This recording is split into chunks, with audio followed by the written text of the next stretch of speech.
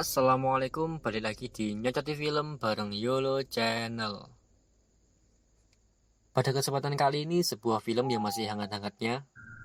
Oke geng, gak suka bacot, segoi ke ceritanya. Film kali ini berjudul Rasuk. Di awal film, kita diperlihatkan kepada Sandi Aulia yang berperan sebagai Langgir Janaka. Langgir ini sudah yatim sejak kecil karena ayahnya meninggal akibat kecelakaan. Dan sejak saat itu, Langgir ini merasa jika ibunya membencinya karena Langgir menjadi penyebab kematian sang ayah. Langgir juga mempunyai 3 kawan yang gemoy-gemoy dan geng mereka yang berjuluk Putri Sejagat. Namun, Langgir ini diam-diam juga membenci teman-temannya karena Langgir merasa hidup ketiga temannya ini sangat sempurna, berbeda jauh dengannya. Lintang, satu dari sahabat Langgir, yang paling kaya, mengajak sahabat-sahabatnya untuk menginap di Villa Karma Rinjani milik pamannya. Namun di sini Langgir menolak untuk ikut dan pergi gitu aja ninggalin teman-temannya. Langgir menemui pria idamannya yang bernama Abimanyu. Langgir menaruh hati kepada Abimanyu. Tapi Abimanyu nampak tidak ada perasaan apa-apa ke Langgir. Langgir mencoba mengajak Abimanyu untuk ikut liburan bersama Lintang, Sekar, dan Ingrid. Abimanyu menolak ikut dan beralasan jika tugas kampusnya menumpuk. Sepulang dari jalan bersama Abimanyu, Langgir pun tertidur. Langgir bermimpi melihat abahnya yang sudah meninggal. Langgir pun memeluk erat abahnya. Dan pelukannya dilepaskan karena Langgir melihat ada sosok menyeramkan di balik badan abahnya. Dan tiba-tiba Langgir pun terbangun dan mendengar Bakula Borneo adiknya menangis. Langgir pun menghampiri kamar adiknya. Di sini Langgir melihat ibunya bersama ayah tirinya yang berniat menjual rumah warisan abahnya karena kebutuhan yang sudah mendesak. Tiba-tiba Bakula terjatuh dari tempat tidurnya. Ibunya pun menghampiri. Ibunya marah-marah karena melihat ada Langgir di sana dan dia nggak mau menolong adiknya yang jatuh. Langgir balik marah kepada ibunya mendengar niatan ibunya untuk menjual warisan abahnya. Karena kesal, Langgir pun pergi dari rumah dan ikut sahabat-sahabatnya untuk pergi berlibur. Di tengah perjalanan mereka mendapat masalah jalan penghubung ke Villa Karma Rinjani yang terputus dan membuat mereka harus berjalan kaki menuju Villa Karma Rinjani. Mereka melihat papan petunjuk di tepi jalan dan mereka pun mengikuti petunjuk papan tersebut. Namun, papan tersebut ternyata salah arah hingga membuat Langgir dan teman-temannya tersesat jauh masuk ke dalam hutan. Mereka terus berjalan masuk beberapa kali. Mereka menemui tempat untuk persembahan. Namun mereka nggak menghiraukan tempat tersebut. Hingga tiba-tiba mereka bertemu dengan seorang gadis yang bernama Kumalasari. Kumalasari pun menghantarkan mereka berempat menuju Villa Karma Rinjani. Sampainya di villa, mereka bertemu dengan Mang Cecep. Ternyata Abimanyu diam-diam ikut mereka liburan, dan Abimanyu sudah sampai di villa duluan. Di sini Langgir terkejut antara senang dan sebel. Langgir senang karena mengira Abimanyu datang untuknya. Tapi kenyataannya, Abimanyu adalah pacar Ingrid sekarang. Ini membuat Langgir kesel setengah mati. Langgir pun pamit masuk ke kamar. Disusul oleh Sekar, Langgir pun nampak ngomel-ngomel sendirian. Sekar mencoba menenangkan, namun gak dianggap oleh Langgir. Langgir pun nekat pulang malam itu juga. Langgir mengunci Sekar di dalam kamar. Lintang yang mendengar teriakan Sekar pun segera datang dan membukakan pintu kamar Sekar. Sekar segera turun dan menyuruh Abimanyu menyusul Langgir. Beralih pada Langgir, karena keegoisannya kini Langgir tersesat di dalam hutan. Langgir melihat seorang yang mirip dengan Kumalasari. Saat didekati, ternyata itu adalah hantu. Langgir pun di sini Langgir melihat sebuah makam dan ternyata itu adalah makam Kumalasari. Kemudian hantu Kumalasari kembali menampakkan diri Langgir, berusaha menghindari, namun Langgir malah terperosok ke dalam sebuah lubang. Berpindah pada Lintang dan yang lain. Di sini Sekar bercerita tentang Langgir. yang dimana Langgir memang sudah lama membenci sahabat-sahabatnya ini dengan alasan yang gak logis sama sekali, yaitu Langgir menganggap jika hidupnya gak bahagia, dan Langgir iri dengan kehidupan ketika sahabatnya yang di mata Langgir terlalu sempurna.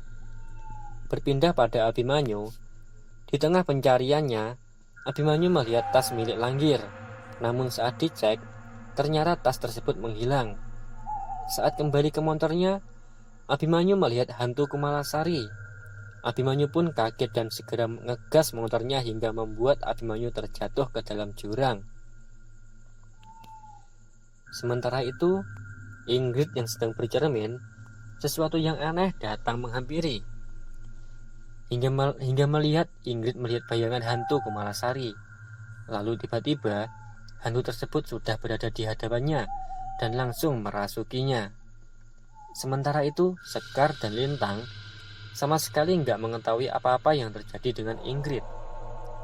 Hingga mereka mendengar teriakan keras dari Ingrid dari dalam kamarnya. Lintang dan Sekar pun segera melihat kondisi Ingrid. Dan betapa terkejutnya, mereka mengetahui Ingrid yang kerasukan. Mereka pun segera menyadarkan Ingrid. Namun asma Lintang tiba-tiba kambuh. Lintang segera turun ke bawah untuk mengambil obatnya.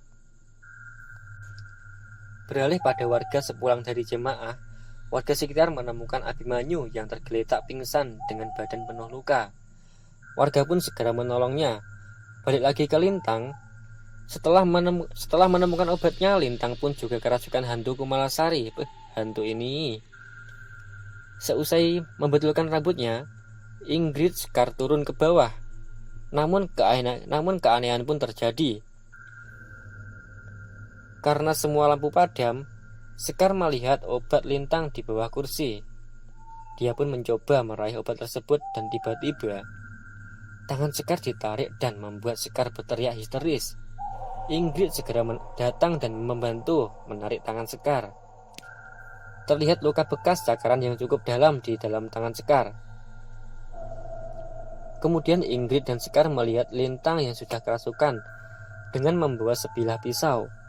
Mereka pun ketakutan tapi tidak setengah mati, anjay. Lintang langsung menyerang Sekar. Saat mencoba menolongnya, Lintang malah menyerang Ingrid dan menancapkanlah pisau Lintang ke tangan Ingrid.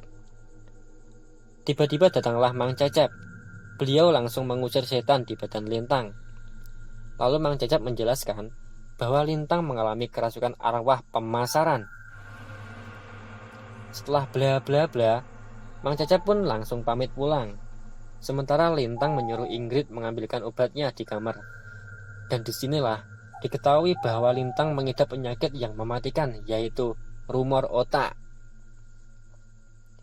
Mengetahui hal tersebut, Sekar pun memutuskan untuk mengajak pulang malam itu juga. Sekar pun pergi mencari Mang Cecep untuk mencarikan kendaraan. Sementara Abimanyu tersadar di rumah Pak Haji. Dan Sekar malah bertemu dengan hantu Kumalasari di tengah hutan. Sekar pun lari tunggang langgang.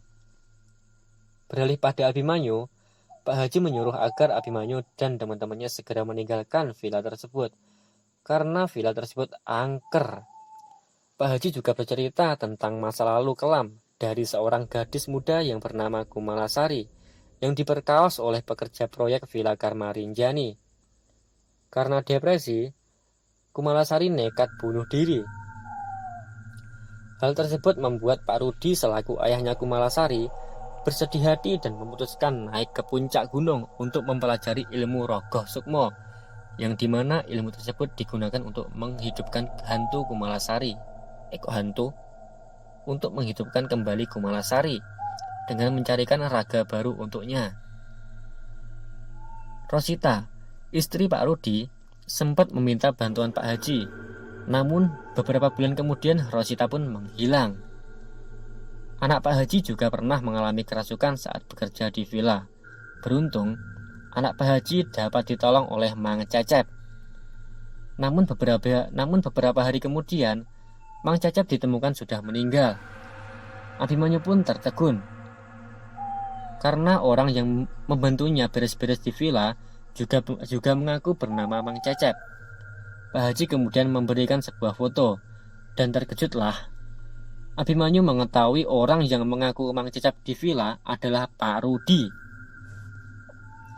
Sementara Sekar terus berjalan masuk ke dalam hutan. Dia melihat Mang Cecep berjalan menggendong seseorang. Sekar pun mengikuti Mang Cecep. Dan betapa terkejutnya, Sekar melihat Mang Cecep melakukan sebuah ritual. Mang Cecep juga menyadari jika dia diawasi oleh Sekar. Mengetahui Mang Cecep menyadari keberadaannya, Sekar pun segera lari. Beralih ke dalam villa, tiba-tiba Langgir balik lagi ke dalam villa dalam kondisi kerasukan. Langgir pun mengambil pisau dan langsung menyerang Lintang. Kembali pada Sekar, Sekar masuk ke sebuah gubuk. Di dalam dia mendengar seseorang minta tolong. Di sini Sekar bertemu dengan ibunya Kumalasari, Ibu Rosita. Sebelum sempat bercerita, Pak Rudi datang dan langsung menghajar Sekar. Beruntung Sekar bisa melawan dan menjatuhkan Pak Rudi. Sekar segera membebaskan Ibu Rosita. Pak Haji dan Abimanyu sudah sampai di villa dan mendapati Langgir yang sedang kerasukan Kumalasari. Pak Haji pun segera membaca ayat-ayat Al-Quran untuk mengusir arwah Kumalasari dari tubuh Langgir. Di tengah hutan, Sekar berusaha dengan keras membawa Ibu Rosita untuk segera pergi menjauhi Pak Rudi. Namun Pak Rudi tiba-tiba menghadang dan menjatuhkan mereka berdua. Lalu Pak Rudi menyeret Ibu Rosita kembali ke gubuk untuk dipasung. Ganas. Sekar mengambil sebatang kayu dan menyerang Pak Rudi. Pak Rudi sempat melawan tapi sia-sia.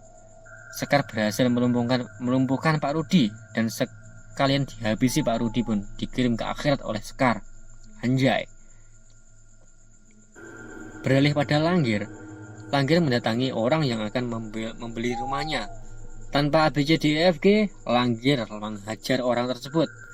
Dan yang terakhir, orang tersebut dieksekusi oleh Langgir dengan gergaji mesin dan ikut menyusul Pak Rudi. Langgir pun kembali ke rumahnya dan langsung menyerang ibunya. Beruntung Pak Haji dan yang lain sempat tepat waktu. Pak Haji segera mengeluarkan arwah Kumalasari dari badan Langgir. Dan film Rasu pun selesai. Oke geng, cukup singkat, padat, dan jelas. Film ini tidak banyak bertele-tele, cukup ringkas dan menyuguhkan nuansa yang begitu horor dengan latar di areal perhutanan. Ya wes geng, sampai di sini perjumpaan kita kali ini. Sampai jumpa di video selanjutnya. Akhirul kalam, wassalamualaikum warahmatullahi wabarakatuh.